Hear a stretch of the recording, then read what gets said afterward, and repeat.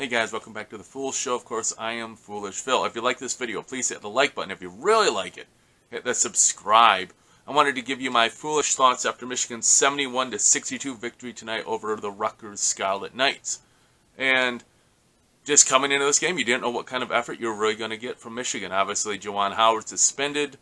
Obviously, for the rest of the regular season, you have Diabate and Williams were not available. The first time Michigan played Rutgers and lost. But the two top scorers were Hunter and Diabate. I think Hunter had 20, 25, and Diabate had 15, something like that. So obviously you were losing some big production, at least compared to last game with Diabate gone. So how would the team come out? The first half was pretty even, back and forth. It was 32-30 at half. I believe Scarlet didn't hit any three-pointers. Michigan hit two back-to-back, I think it was, by Caleb Houstan. Excuse me. But they were only 2 of 10, so Michigan's bad three-point shooting continued. Outside of 3 points, Michigan shot 55% from 2. And this is just kind of a thing. Before I get into the second half, I'm like, why doesn't Michigan continue to feed the ball to Hunter? If you saw it there, he would just get the ball and just back down and do a little hook shot. And like the way Michigan was spreading the floor, there was nothing Rutgers could do. It just reminded me of the Wisconsin game, where Wisconsin just kept giving the ball to Davis and just isolating him. Everyone else was on the other side of the floor, so a double couldn't come. And Davis would just back down and just get easy layups. The same thing. Hunter can do the same thing, but like Michigan, it's almost like they're afraid to keep doing the same play over and over and over. Like, don't stop doing what's working. It's like, oh, let's do a different play, and then we'll take, some three-pointer. Don't get me wrong, if you're shooting lights out three, yeah, shoot the three. But keep going to what works. I know Rutgers eventually started doubling, and then he had to pass out of it, and I know. But Hunter had 12 points in the first half, only finished with 16. He had 2 free throws and a nice hook there in the second half. And really, the star of the game, the play of the game, really, even though you won't get a lot of credit for it, I have to give Brandon Johns Jr. some credit. I know he has so much potential, so much athletic ability. It just seems to be so much in his head, and you could hear the announcer saying that tonight too. It's like so in his head. He can do this. And we saw him do that last year in March Madness, where Livers wasn't out there, and Johns just like came in and did great.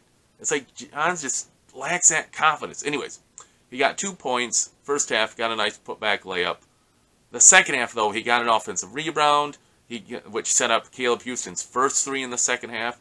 Then I think he had another ball scrum where he got the ball in that. So it's like just a couple hustle plays. I mean, he's not going to go out there and give you, he's not going to give you like 10, 15 points. I wish he would, but that's not who he is. Oh, man, I'm going to sneeze. Sorry. But Michigan, in that stretch, I'm trying to see what it was here. It was like 45, it was 50-45, about something in that range. And Michigan went on an 11-0, it might have even got to 12-0 run. Houston had a couple shots there. It got pushed out to the lead. Michigan got some transition buckets and got some defensive stops. And boom, boom, boom, boom, boom. Just waiting for the Michigan to do this, get some stops and hit some shots. And it happened. It's so nice to see again. And Buffkin got a 3 tonight. Obviously, Eli Brooks got 1. But the big star of the game had to be Caleb Houstan. He is such a confidence shooter.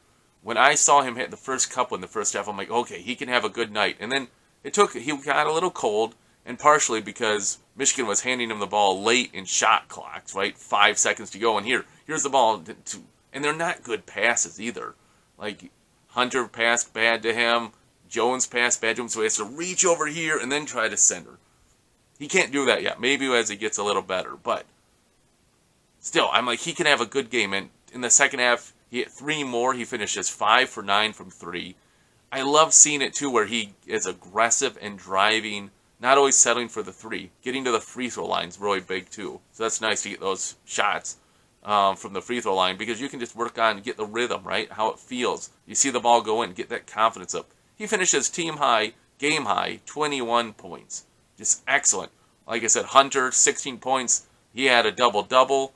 Great job. I know, I wish he would get to that 20-point mark when you have 12 in the first half, but I still think he's just getting tired because we don't have a true center that even can really rest him, to let him sit down, because the offense runs so much through Hunter.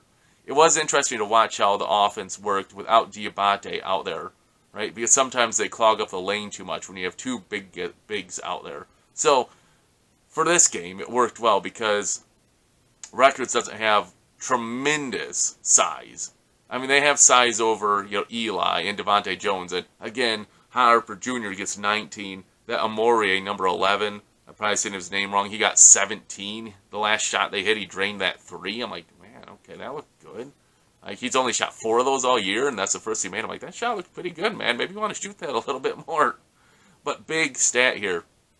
Mulcahy, I think number 4 for Rutgers, had been averaging 17 points the last 5 games where they've beaten 4 ranked teams and Purdue they lost to. He got in early foul trouble, and he was just out of sorts for the rest of the game. He finished with, looks like, 5 points. And Geo Baker, who I think got 20 points against Michigan the first time. I might have the wrong name there, but I think he did. And he didn't do much of anything tonight either. So Michigan, yeah, you gave up points to Ron Harper Jr., and Amore, if you can limit a team to 2 scores in double figures, you have a good chance to beat them. Because that's usually what teams do to Michigan. Hunter will have double digits, and then maybe one other person, and that's it.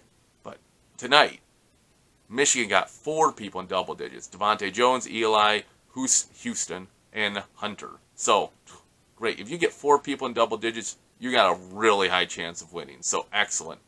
The defense looked sound, especially late in the second half. They were getting some good stops. And it was nice and refreshing, just to be honest, that this game was not a foul fest. In fact, no team in the first half, it didn't happen. There were only 9 fouls. And there were no team got into the bonus in this game. I mean, how refreshing is that? Oh, that was nice. Not all these fouls being called, even phantom fouls being called. That was nice and refreshing that, hey, not a foul fest. So, Michigan gets a big win. First game without Howard. So, let me know. What do you guys think? I gave you some of my thoughts. Let me know yours. Put them in the comments below. I'll try to respond as I'm able to.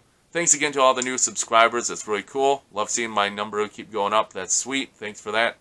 And until I see you guys next time, as always, go blue.